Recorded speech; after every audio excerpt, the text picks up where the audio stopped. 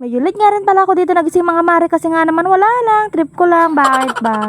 Mabuti na nga lang din mga mare at day off nga rin ni asawa ngayon mga mare kaya naman okay nga lang kahit na late nga rin ako ng gising dito. Nagluto na nga rin pala dito sa asawa mga mare nga nang kakainin nga ni Ring ngayon bago pumasok sa school ng mga mare kaya naman wala na akong problemahin nga, hindi na ako matataranta dito.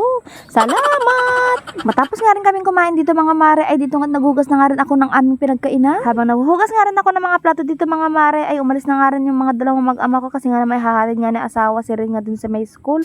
Salamat! Nung matapos na nga rin ako maghugas ng mga plato dito mga mare at dito na maisinunod ko na nga rin yung mga nakahangir pa nga na natuyong damit namin. Isang araw pa nga ako nakapaglaba mga mare kaso nga lang kahapon nga lang natuyo yung mga damit kasi nga naman din nga dire-diretso yung sikat ng araw. Dito nga mga mare inuna ko rin tinanggal yung mga pambahay nga dito at hinulog ko nga rin yung mga panlakad na ihahangir na lang dun sa loob ng may palalagyan nga ng damit. Kasi nga din naman mga mare is wala lang, trip ko lang din.